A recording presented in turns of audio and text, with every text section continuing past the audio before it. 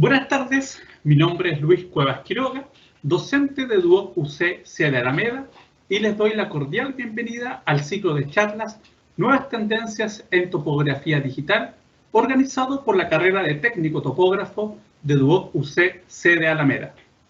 También agradecemos a las empresas expositoras BMP Renta, GeoGlobalty, Hardrones, Geocom y por supuesto a la empresa Microgeo Geomática, quien hoy nos acompaña.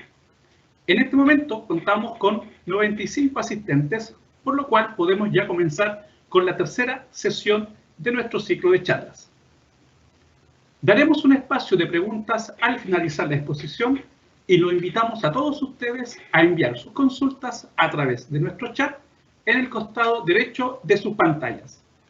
A continuación, dejo con ustedes a Cristian Orellana y José Muñoz de la empresa Microgeo Geomática, quienes van a exponer la ponencia Método de medición terrestre, sistemas de escaneo láser. Adelante, Cristian. Muchas gracias, Luis, por la introducción. Si me confirmas si la pantalla se ve en forma correcta y en modo presentación.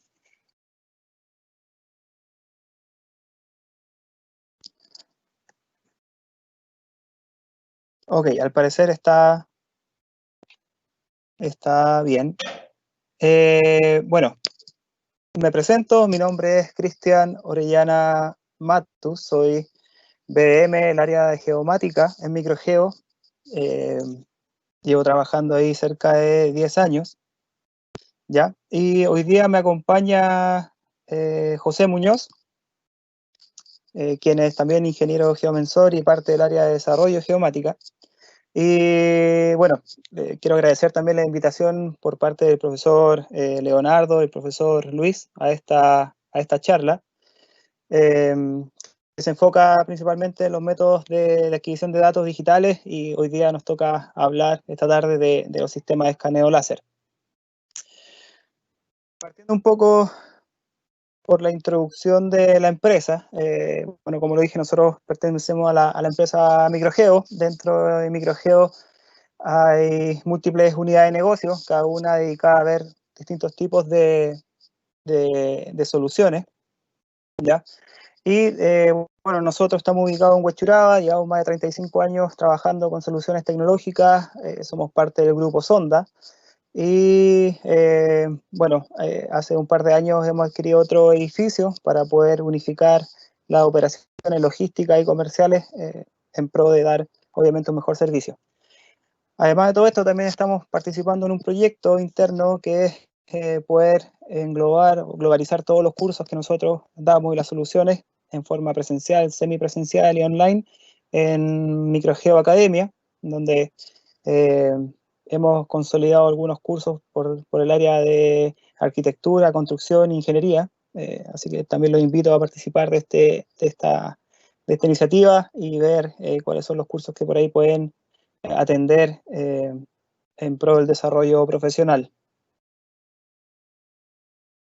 Bueno, respecto a nuestras marcas y enfocado en el área de la unidad de negocio de geomática, nosotros representamos en forma exclusiva la marca Topcon, ¿ya? A nivel nacional.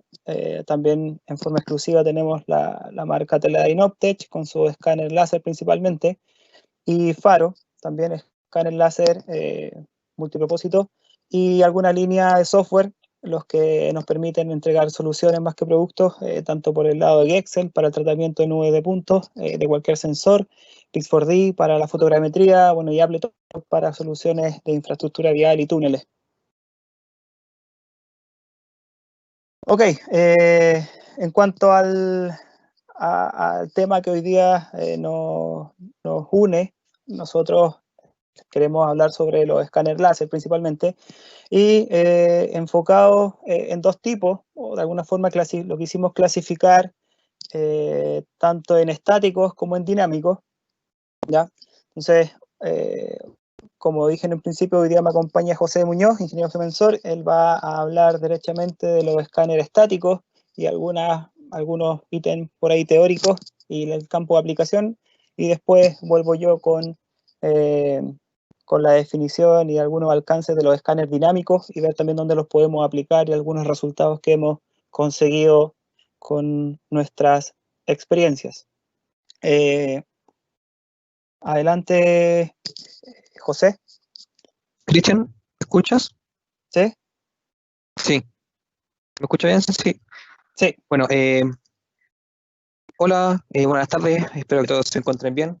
Como me presentó Cristian, mi nombre es José Muñoz y soy parte del equipo de soporte geomática de Microgeo, y en esta ocasión yo voy a ser el encargado de presentar lo que son los escáneres láser estáticos.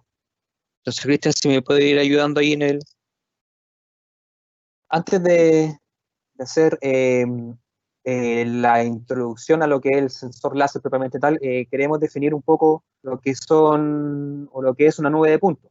Entonces, tal cual ven en pantalla y se va a ir apreciando en el video, la nube de puntos es un conjunto de datos o un conjunto masivo de millones de puntos, el cual está referido a un origen común y me permiten representar coordenadas X y Z.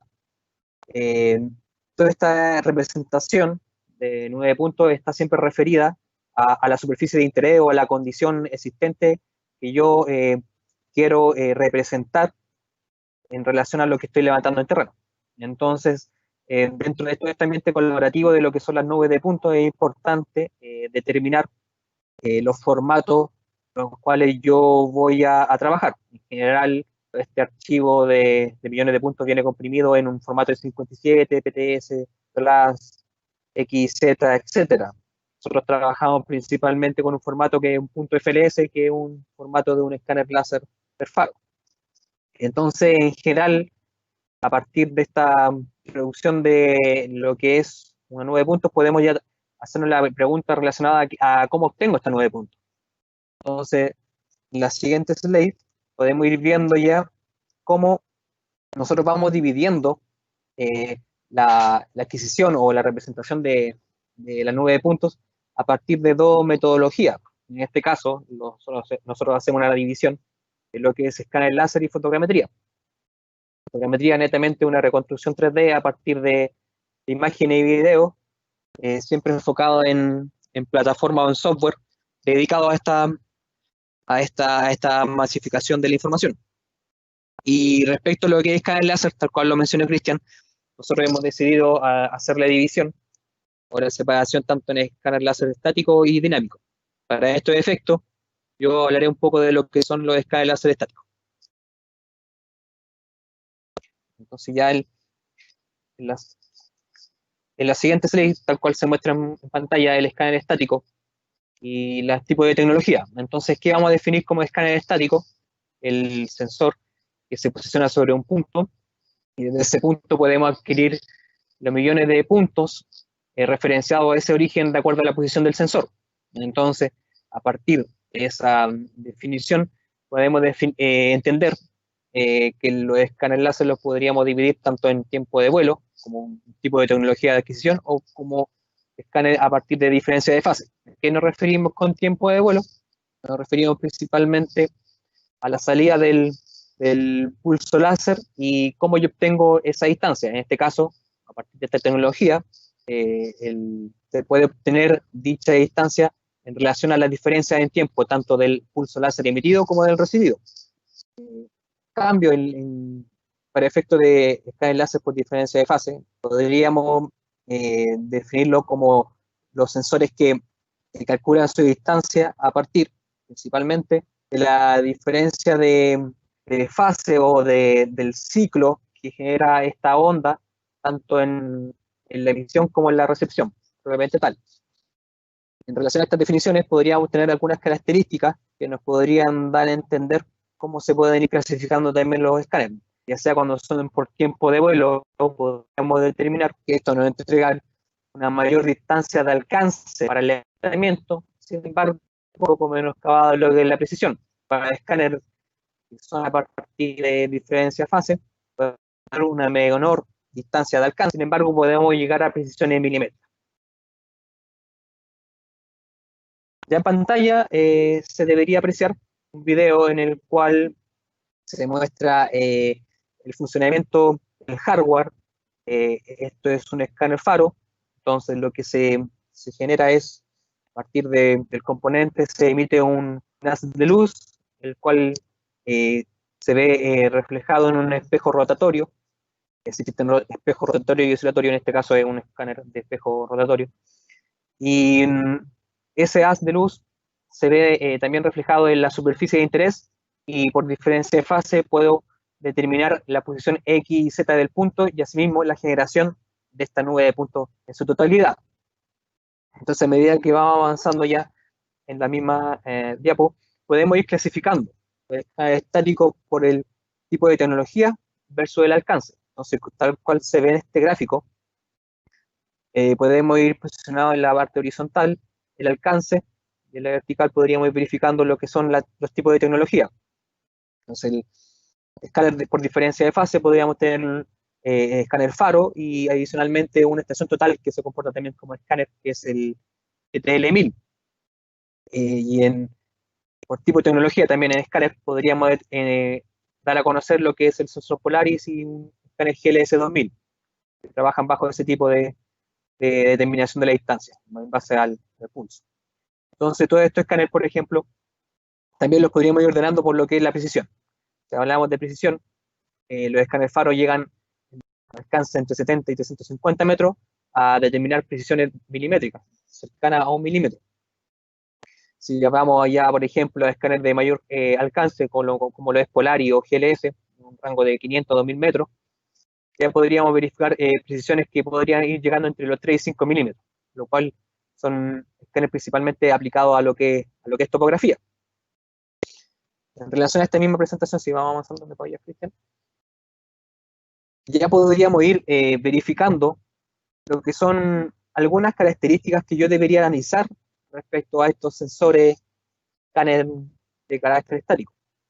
Tal cual lo hemos comentado, la precisión, que es una de las principales características que yo debo pensar o analizar, y todo esto va a ir en relación al nivel de detalle o respecto al modelamiento que yo requiero hacer con el dato que es la nube de puntos. En conjunto a eso, yo podría ir analizando lo que es la resolución, que va a estar siempre determinada respecto a lo que es el espaciamiento entre punto y punto. Es decir, cada cuánto yo voy a ir levantando un punto como si yo lo pensara como una estación total. Y adicionalmente tenemos que siempre pensar que esta resolución va a ir en función de lo que es la resolución angular, el espaciamiento angular que tendría el escáner, pensando que siempre este es un instrumento de carácter óptico. En relación a una característica también fundamental es la velocidad de adquisición, que va a determinar netamente lo que es la densidad, o cuántos millones de puntos yo voy a tener en esta nube de puntos. Esta velocidad siempre hay que considerarla en el rango de puntos por segundo, es decir, sobre lo máximo que hemos ya alcanzado con nuestros escáneres con faro, que puede capturar aproximadamente 2 millones de puntos por segundo. Otro aspecto, entre los que van quedando, es el tamaño del objeto.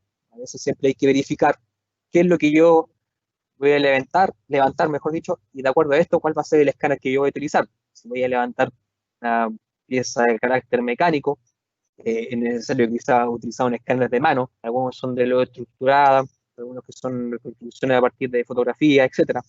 Pero tampoco yo podría utilizar un escáner, no sé, de largo alcance, como un Polaris, para levantar una pieza mecánica.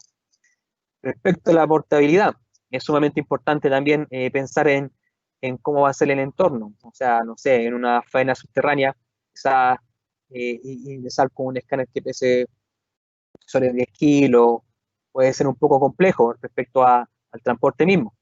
Y dentro de esta misma idea, analizando las condiciones del entorno, es importante determinar cómo se va a encontrar el terreno.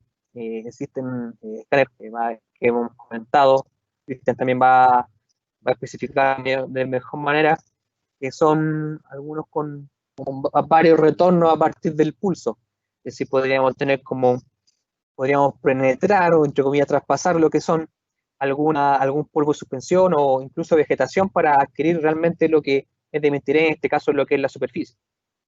Entonces analizando todas estas características en conjunto con el mantenimiento que tiene relación a cada cuánto yo tengo que ir dando mi sensor, en este caso existen algunos equipos que previo a salir a un levantamiento yo podría determinar mi error y ir ajustándolo en base a algunos parámetros, calibraciones a partir de tarjetas disponibles en algunos tipos de escáner láser. Entonces, si analizamos todas esas características, podríamos ya comenzar a entender o preguntarnos en qué aplicaciones podríamos utilizar estos escáneres. Entonces, ya tal cual se ve en las imágenes, podríamos verificar aplicaciones desde la parte superior de izquierda a derecha. Podríamos pensar en ingeniería inversa, inspección, en análisis forense o en minería.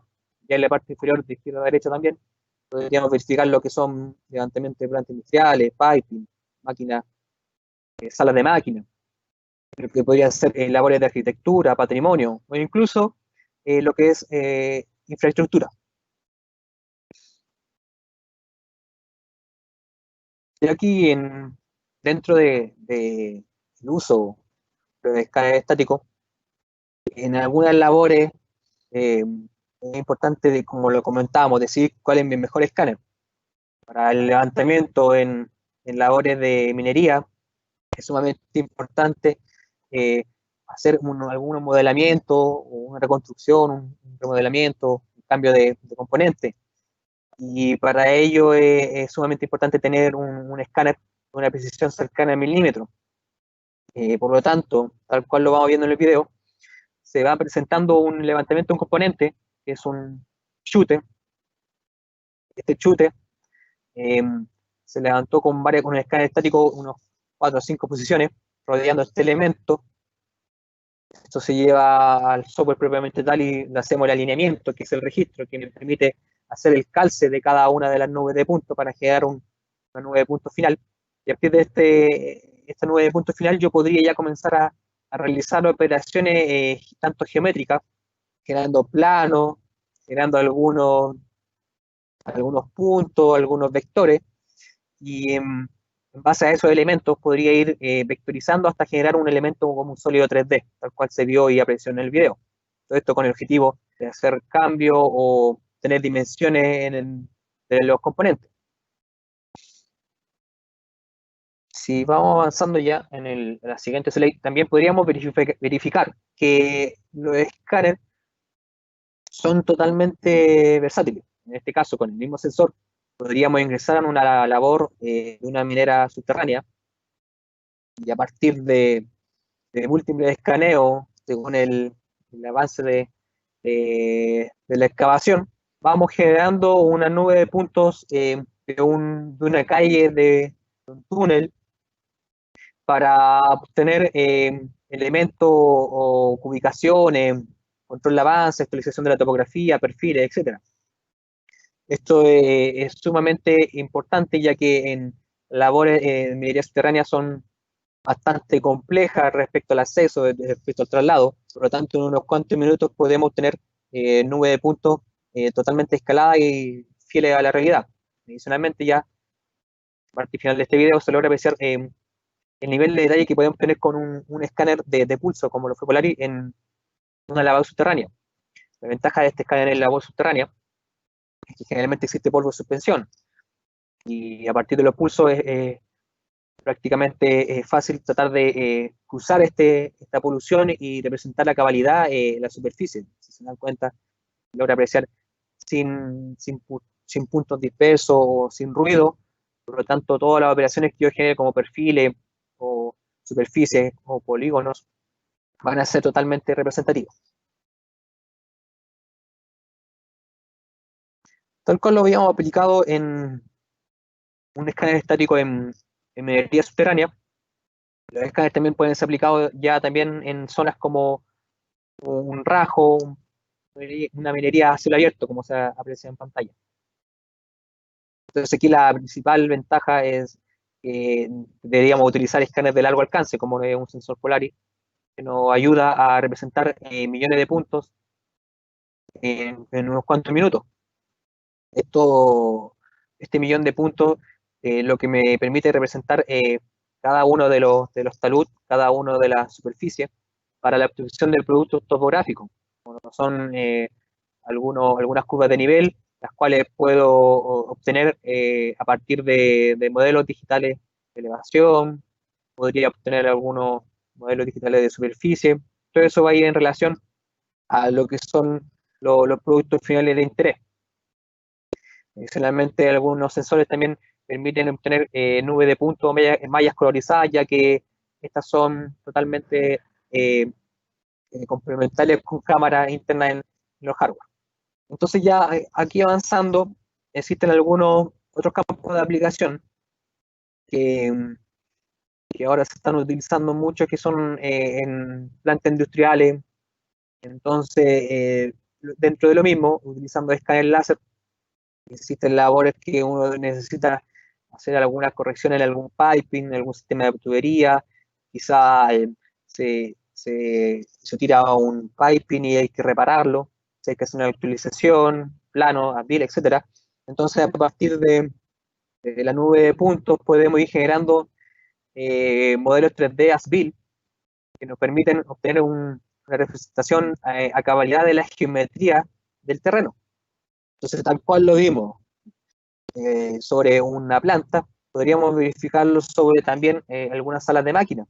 Dentro de esto, es importante tener en consideración que la tasa de adquisición de los millones de puntos un rol gravitante respecto a los modelamientos de la ingeniería inversa que nosotros vamos a trabajar. Si se dan cuenta, los escáneres que hemos estado trabajando permiten llegar a reconocer lo que son algunos pernos. Por lo tanto, todos esos pernos pueden ser dimensionados para generar estos sólidos 3D que nos permiten generar algunas builds o algunos cambios para futuras proyecciones o rediseño.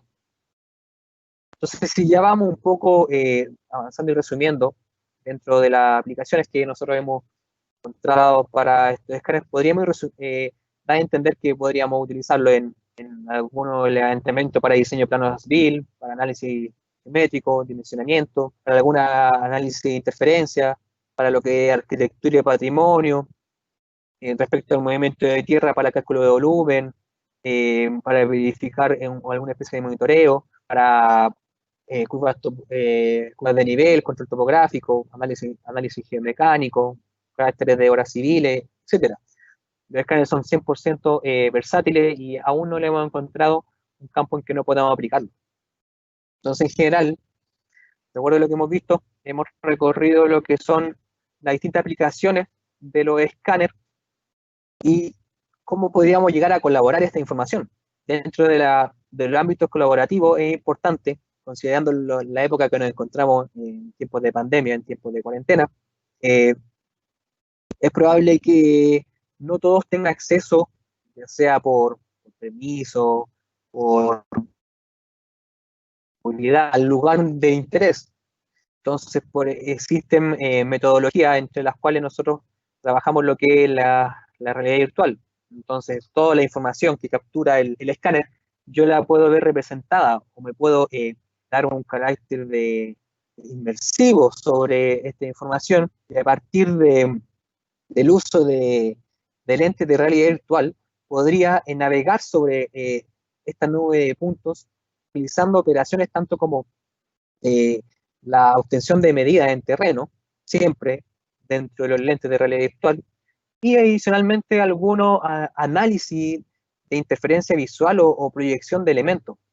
Todo esto con el objetivo de que el usuario, teniendo la información en un computador, podría colaborar a partir de la web con algunas plataformas como WebChef, algunas de las que disponemos, y desde su gabinete podría, a partir de estos lentes, simular que está en terreno. Por lo tanto, existen ahorros significativos en lo que son factores productivos e incluso de verificación. En menos de segundo podríamos colaborar la información con todas las especialidades que trabajan en la faena, entregando una información totalmente representativa de la realidad. Entonces, hemos visto un variado uso de estos sensores o de los productos que son las nubes de puntos respecto a lo que se está manejando en el rubro en la actualidad. Esto es alguno de los campos, nosotros podríamos bajar un poco más, pero en vista del tiempo hemos resumido un poco la adquisición masiva de datos a partir de sensores LIDAR o escáner, mejor dicho, en estático. Ahora a continuación lo voy a dejar nuevamente con Cristian, que le va a ahondar en lo que son los sensores dinámicos, como lo hemos definido.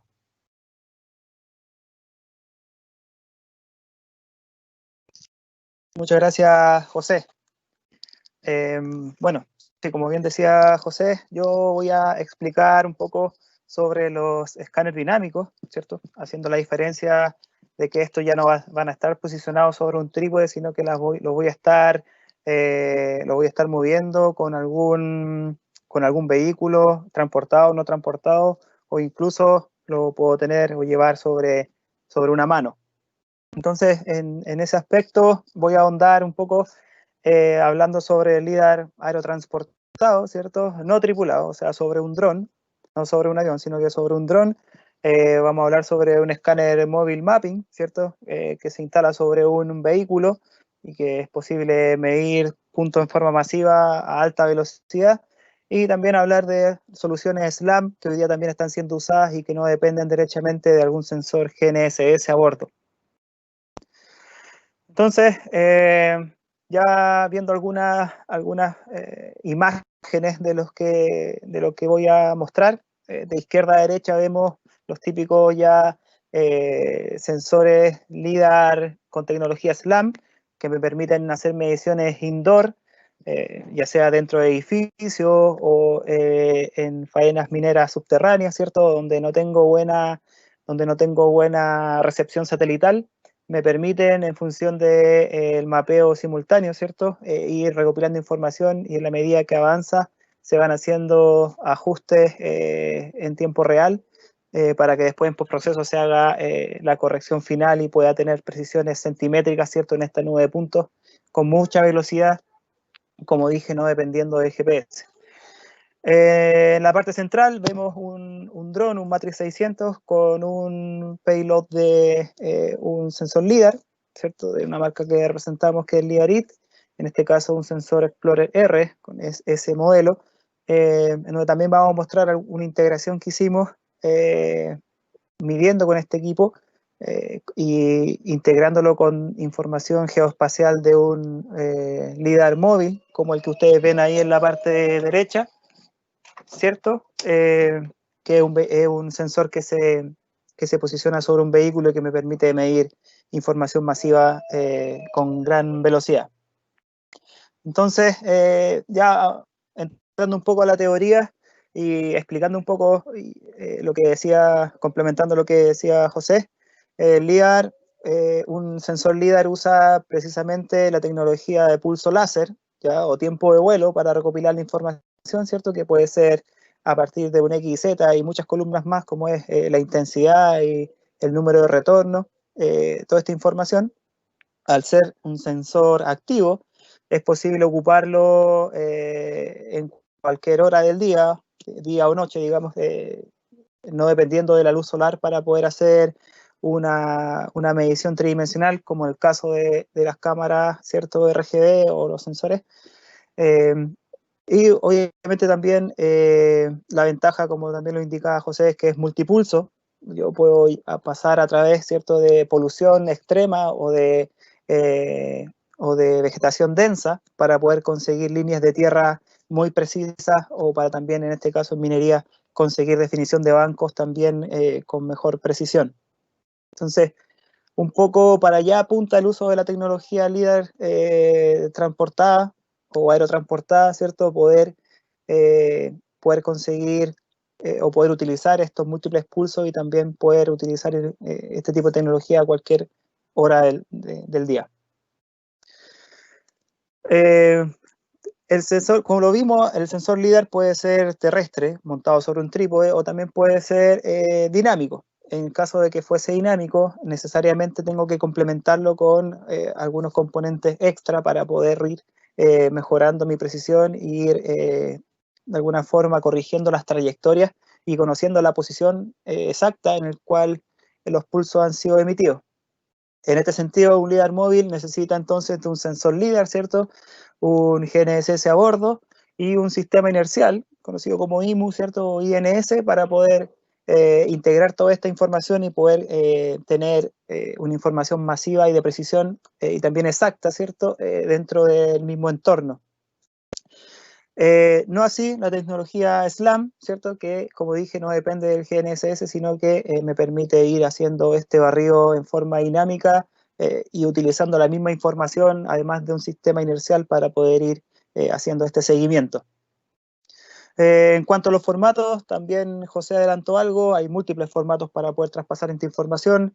Hay nubes de puntos que son estructuradas, otras no estructuradas, pero en realidad cuando hablamos de LIDAR o hablamos de tecnología SLAM, generalmente se consideran formatos típicos como el punto LAS o el punto LAS con Z, que es un formato comprimido del antiguo punto LAS.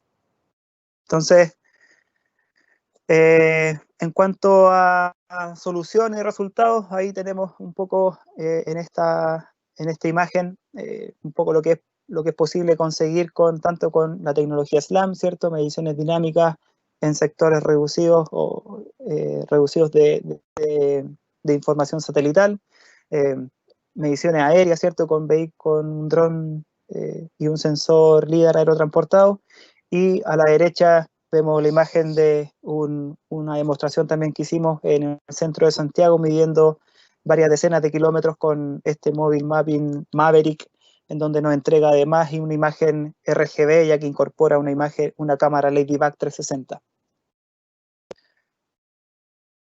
En cuanto a los resultados o a las aplicaciones que podemos conseguir con este tipo de escáner láser dinámicos, se enfocan ya más a mediciones de gran escala, ¿cierto? Donde podemos escanear rutas completas para poder hacer algún tipo de catastro, para catastrar activos, asset management, sistema de información geográfico, para actualizar cartografía.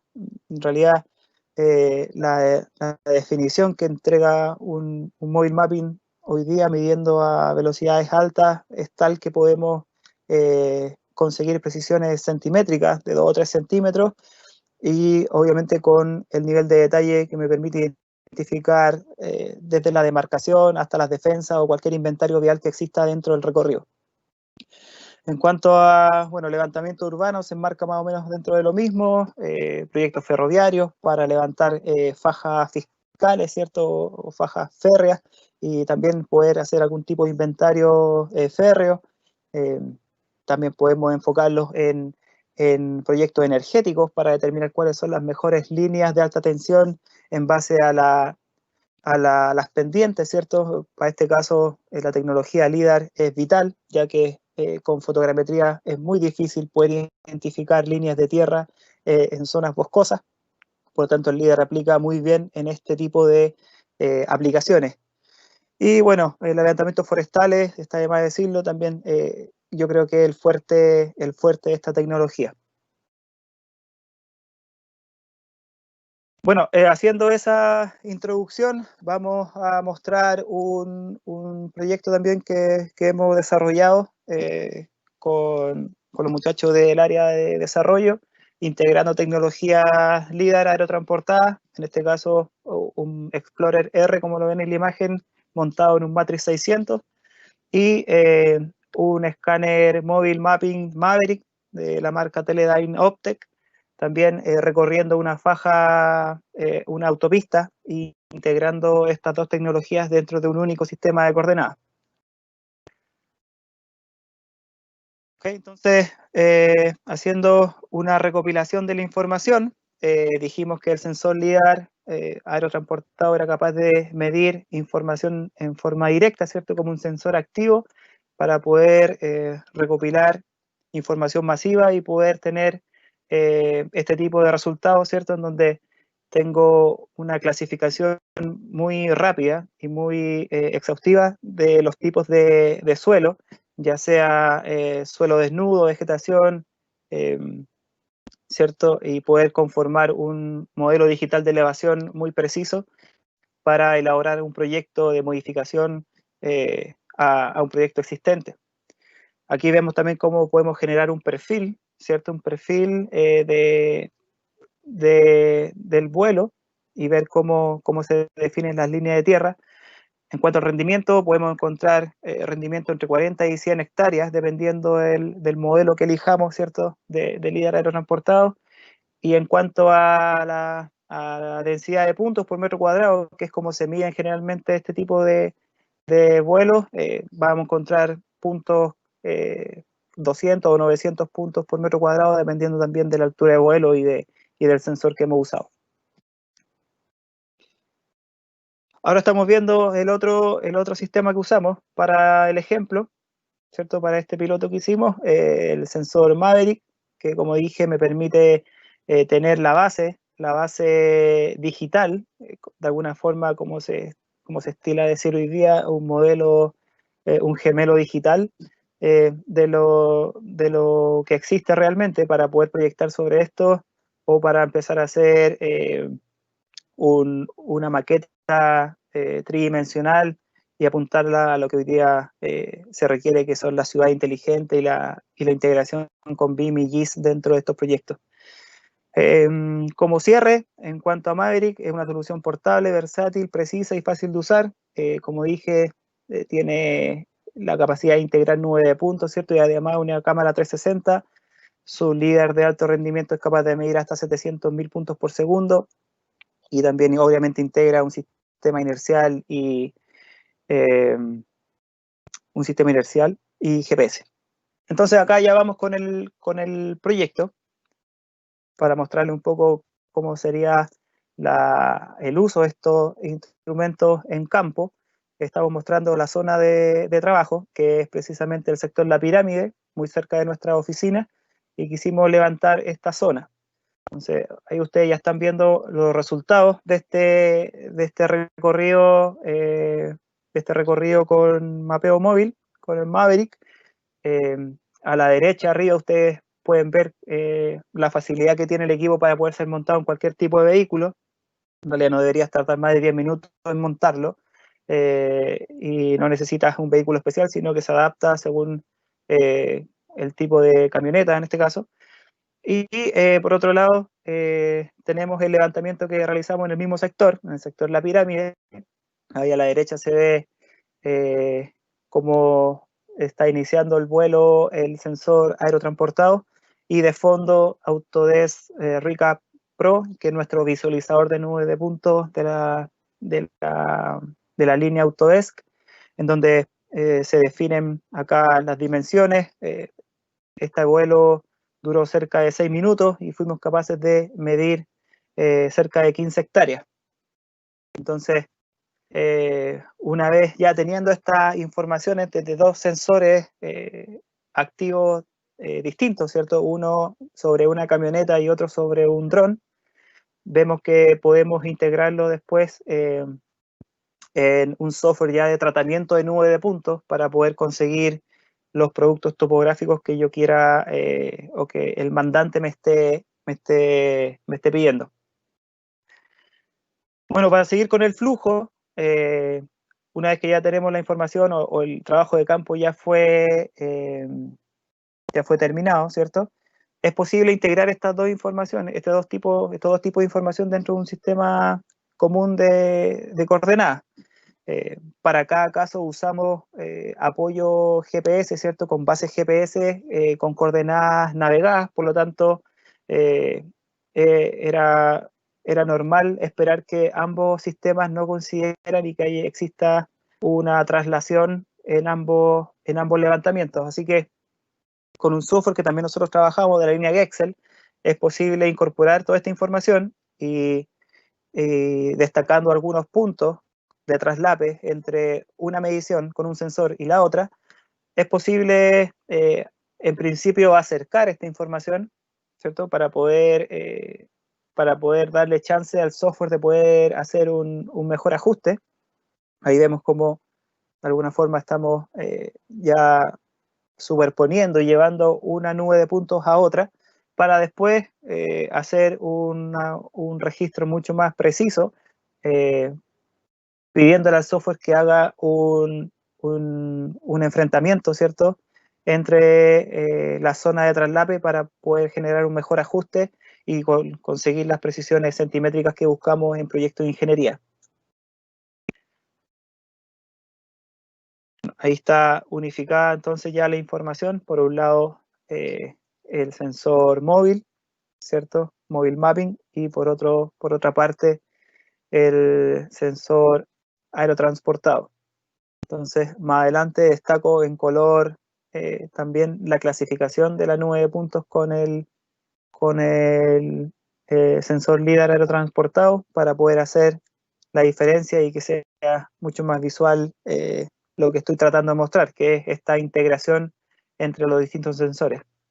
Obviamente acá yo también podría seguir integrando información desde nubes de puntos fotogramétricas, ¿cierto? O incluso levantamientos con estación total y con GPS, marcando alguna línea dura que yo quiera destacar y que me pueda ayudar a conseguir un producto topográfico mucho más detallado y fino. Entonces, una vez que ya tengo unificada la información, es posible ya comenzar a trabajar con este tipo de datos, ¿cierto? Que hasta ahora son solamente millones de puntos posicionados en el espacio y que de alguna forma el único tratamiento que tienen puede ser la clasificación, pero yo ya tengo que empezar a trabajar un producto ya definido o un producto final que pueden ser secciones transversales, ¿cierto? Las cuales es posible conseguir automáticamente haciendo cortes cada ciertos metros y con una amplitud definida por el usuario. En ese sentido ya puedo tener a partir de una eje longitudinal todos los perfiles transversales que yo necesite para poder armar un proyecto de ingeniería. Como producto, además de los perfiles transversales, también es posible conseguir, como lo vimos anteriormente, un modelo digital de elevación o modelo digital de terreno, dependiendo de la clasificación que se haga. De esta forma yo puedo conseguir el mejor ajuste, ¿cierto?, del DEM para poder también preparar un proyecto no considerando ninguna obra e infraestructura creada por el hombre, ¿cierto? O vegetación que puede ser, que necesariamente tiene que ser excluida al momento de hacer algún análisis topográfico. ¿Cierto? Bueno, una vez que ya tengo el DEM, por ejemplo, que mostré ahí, obviamente ya es posible conseguir también las curvas de nivel, hacer otro tipo o buscar otro tipo de números, por ejemplo, un cálculo de volumen de movimiento de tierra, proyectando lo que yo quiero hacer como proyecto, todo sobre la base topográfica de estos sensores que, como dije en principio, toda esta información se capturó dentro de una mañana.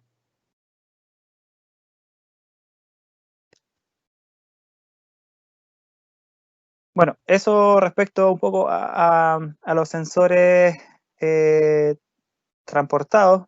También me gustaría destacar en estas últimas slides cómo el concepto BIM se ha ampliado a tal punto de que hoy día el levantamiento de condiciones existentes aplica para todas las etapas del flujo BIM, ¿cierto? Ya sea desde la planificación hasta la etapa de operación, ¿cierto? Y por lo tanto, obviamente que estos sensores que me permiten recopilar información en forma masiva, obviamente que caen dentro de este estándar, apoyándonos en el levantamiento de condiciones existentes, y obviamente que también esto es de alguna forma el hoy, pero a donde queremos llegar es poder hacer una integración mucho más dura con los proyectos o con el entorno GIS para poder colaborar, ¿cierto? Ya sea desde la planificación, ¿cierto? Para que el BIM sea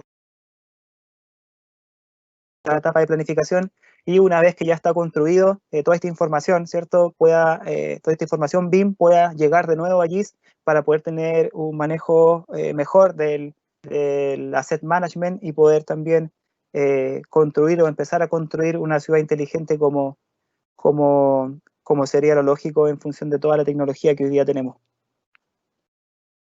Eso como presentación. Le quiero dar el pase a Luis para la etapa de preguntas.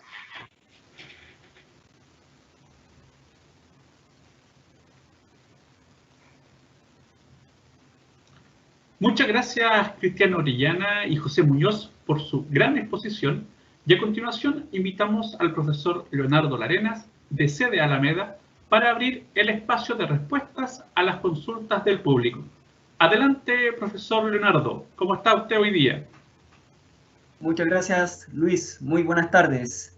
Muchas gracias a la empresa Microgeo por esta excelente presentación. Muchas gracias a Cristian y a José. Excelente presentación. Ahora vamos a ir entonces a la ronda de preguntas. Vamos a leer algunas preguntas que nos dejaron nuestros asistentes en el chat. Vamos a partir primero por Mari Aspe, que pregunta, me imagino que es para José. Dice, ¿en qué característica se debe poner mayor atención al momento de elegir un escáner de este tipo estático, principalmente en su resolución, la precisión, velocidad? Y también me quiero amarrar a la pregunta siguiente, del cual es un anónimo, que dice, ¿cuántos metros cuadrados puede abarcar un escaneo láser desde una posición instrumental? José. ¿Me escucho? Sí. Respecto a la pregunta de las características del escáner, yo primero me preguntaría en qué yo voy a utilizar el escáner. Porque, claro, necesito levantar quizás un talud y también metro, entonces puedo utilizar un escáner faro que va a ser de un corto alcance, pero va a ser más rápido. Entonces, ¿cuál sería mi decisión? Un Polaris, no sé. Si yo voy a evaluar, ya tengo claro cuál va a ser el objeto que voy a levantar a la superficie, ahí yo comenzaría a evaluar lo que es resolución, precisión, velocidad y principalmente yo abarcaría lo que es el rango de precisión, porque eso me va a determinar también el nivel de detalle que yo requiero respecto a lo que me están solicitando. Pero tal cual lo comenté, primero debo determinar qué es lo que requiero levantar y después evaluar cuáles son mis características para pensar en una adquisición de un sensor escáner. Y respecto de, dice la otra pregunta respecto al área, a los metros cuadrados, ¿sí? Mira, va a depender principalmente del escáner también. Si yo me ubico, por ejemplo, con un escáner de corto alcance, por ejemplo, ya 350 metros, de la posición del escáner, va a ser una forma radial, se podría decir, el alcance va a ser 350, entonces tendría que aplicar una fórmula, no sé, de cálculo del área de un círculo, por ejemplo. Y ahí quizás podría verificar cuántos metros cuadrados obtengo desde la posición del escáner. Exactamente. Muchas gracias, José, por tu respuesta. Continuamos. Naicha dice, ¿cuál es el fallo que puede tener un láser? Y yo también aquí quiero complementar lo que dice Naicha, porque muchas veces estudiantes, profesionales incluso, preguntan sobre el tema de que efectivamente este tipo de instrumental tiene que hacerse algún tipo de calibración. Tú hablaste algo del mantenimiento en algún momento. ¿Cuál es la misión la perspectiva más técnica en cuanto al cuidado de este tipo de equipo principalmente? Claro, generalmente se recomienda que los equipos se envíen a mantención una vez al año. Respecto como el cuidado del equipo, si yo, por ejemplo, se me llega a sufrir un golpe o se me llega a caer, inmediatamente mantenimiento, porque generalmente lo que se debe corregir son como en el termómetro óptico, alinear un poco lo que es el lente para verificar lo que son términos de distancia o verificarmente también el paso angular del escáner. Perfecto, muy bien. Hay otra pregunta por ahí bastante interesante. Algo Cristian nos hablaba sobre SLAM, ¿cierto? Un anónimo, no sale su nombre, pero indica que SLAM no funciona con GPS, pero tampoco está asociado a ningún sistema de georreferenciación. Pregunta si nos puedes profundizar un poco en qué es lo que significa hacer SLAM y cuáles son sus aplicaciones más prácticas vinculadas con la georreferenciación. Sí, justamente como decía en la presentación, no depende del GPS, ya que no lo integra, a diferencia de otros equipos que sí necesita buena recepción, porque de alguna forma de esa es la forma que corrige la trayectoria y en la medida que se va moviendo el sistema. El SLAM es un acrónimo en inglés, ¿cierto? Y que habla derechamente de la localización y el mapeo y la resolución de este tipo de medición en tiempo real.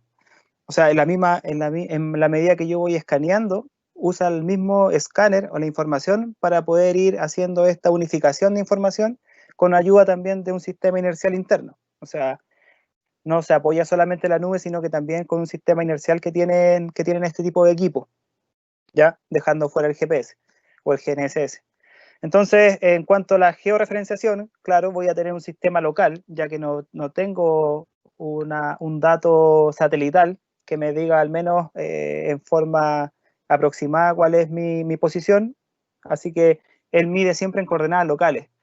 Si requiero llevarlo, y muchas veces pasa con todos los equipos, requiero llevarlo a un sistema mina, a un sistema de coordenadas propio del mandante, ya es necesario identificar puntos y tener un apoyo topográfico con estación total o con GPS si estoy usándolo en entorno abierto, pero en ese sentido prácticamente todos los equipos sí o sí necesitan un apoyo topográfico para poder mejorar la exactitud, ¿cierto?, del levantamiento más allá de la precisión, que es lo que buscamos, ¿cierto?, posicionar esto en un sistema de coordenadas propio.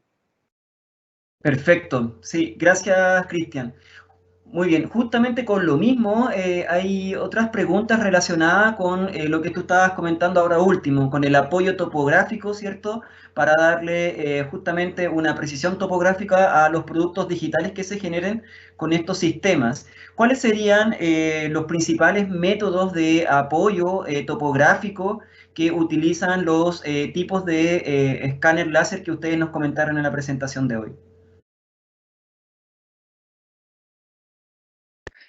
Bueno, principalmente el apoyo topográfico tiene que venir de partida, por ejemplo, para estos vuelos con estos LIDAR aerotransportados o mobile mapping, sí o sí es necesario tener una base activa, ¿cierto?, midiendo en tiempos comunes para poder mejorar la precisión de la trayectoria, ¿cierto? Eso sí o sí lo debo considerar dentro de mi flujo de trabajo. Necesito un GPS posicionado en un punto. Si yo quiero eso para darle precisión al sistema y que se entienda bien qué es precisión y no exactitud. Si yo quiero llevar ya esto a otro sistema, independiente si es UTM o es global o local, ya necesito utilizar otro tipo de instrumentos, ¿cierto?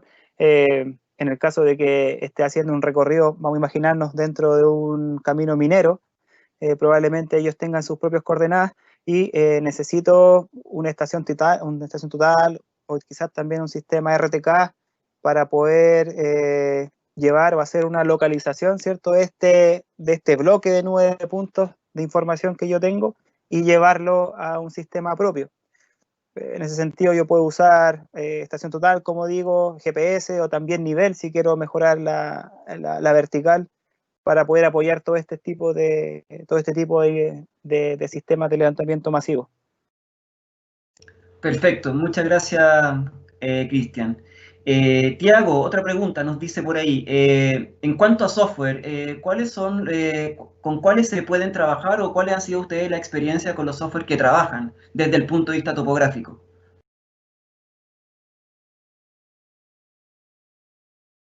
La contesto yo. Le voy a dar el paso a José, nuestro experto en software.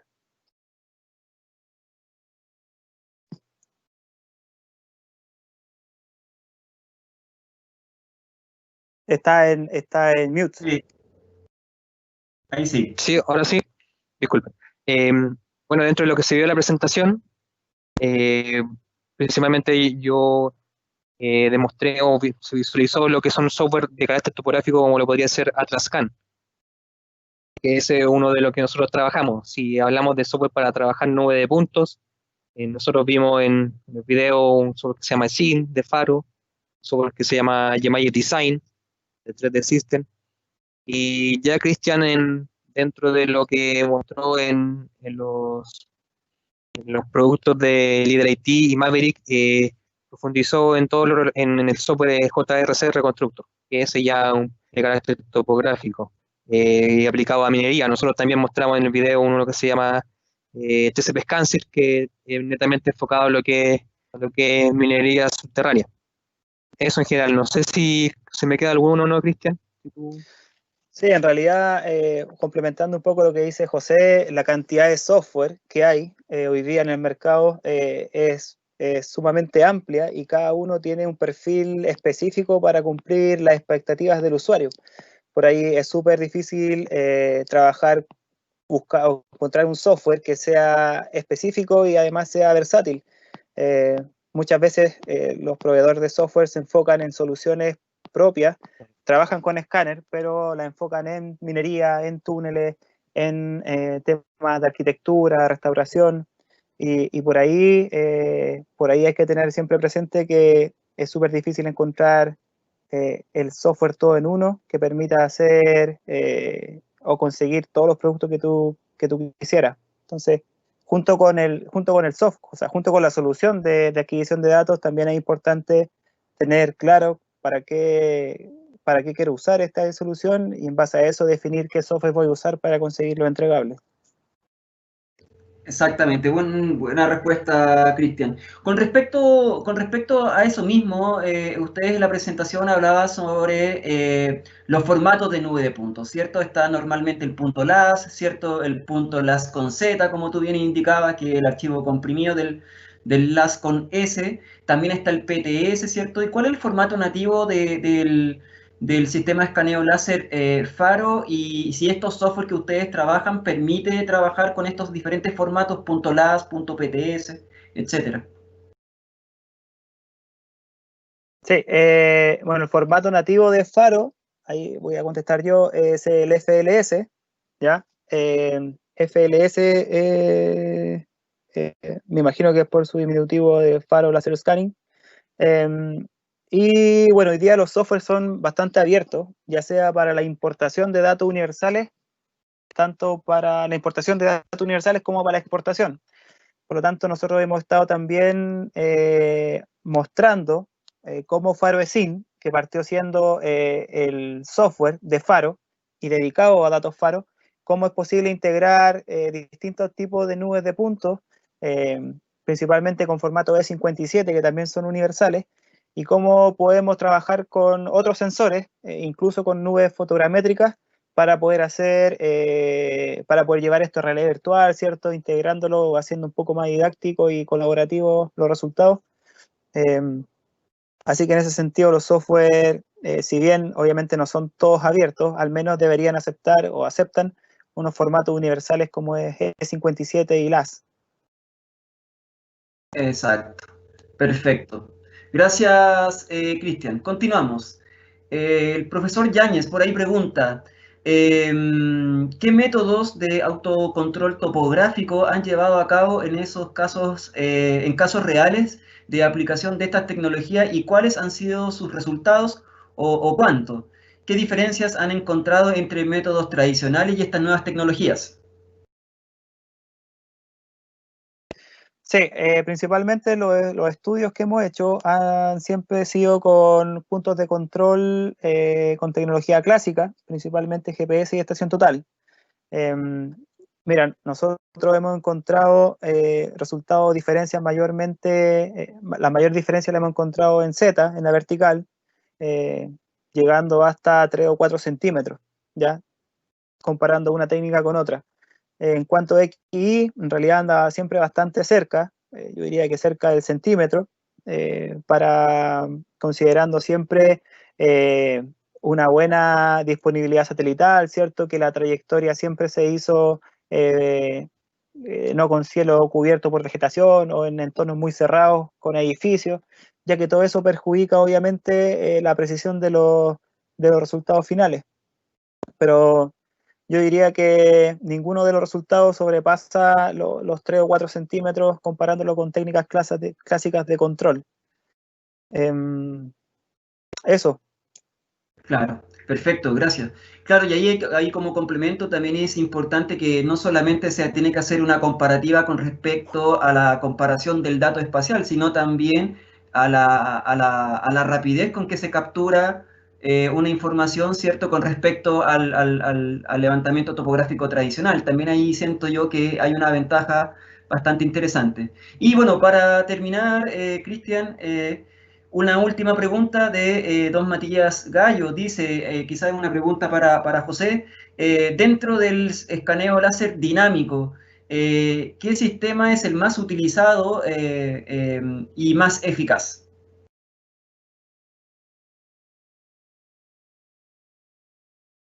¿Sí me escucho? Bueno, dentro de lo que presentó Cristian, que fue el sistema del líder aerotransportado y Maverick, ambos son eficaces, pero va a cambiar un poco el campo de aplicación. Quizás puede ser que el sensor, el líder aerotransportado, puede ser un poco más rápido, tiene un poco de menos operación de parte del operador. Adicionalmente, podría adquirir información prácticamente en planta que algunos elementos que son vistos por ese sensor no van a ser vistos por lo que el escáner láser dinámico que sería el Maverick. Esa es mi opinión respecto al uso de los sensores. Igual va a depender también dentro de ambos el nivel de adquisición de puntos y eso va a determinar también el producto final que yo voy a obtener. Muchas gracias, José. Bueno, entonces así damos por finalizada la ronda de preguntas. De todas formas, si tienen alguna duda o algo que deseen comentar, ahí está en el chat, ¿cierto? El correo de microgeogeomática. Pueden escribir a soporte.geomática@microgeo.cl. Así que eso, muchas gracias, José y Cristian y profesor Luis, le doy el pase. Muchas gracias. Muchas gracias, profesor Leonardo. En nombre de Duoc UC sede Alameda, agradecemos la presencia y participación de todos ustedes y los dejamos cordialmente invitados a la próxima charla que se realizará este jueves 2 de julio a las 17 horas, charla denominada Método de Medición Satelital, Sistemas de Posicionamiento Satelital GNSS, dictada por la empresa GeoGlobalty, para la cual desde ya pueden inscribirse en el link publicado en la bio de nuestro Instagram. Finalmente, comentarles que recibirán en sus correos electrónicos una breve encuesta de satisfacción sobre la actividad de hoy día. Nos interesa conocer su opinión respecto a los nuevos formatos digitales que estamos utilizando para seguir mejorando. Una vez más, le damos las gracias a todos por su asistencia y los esperamos en nuestra próxima charla. Buenas tardes.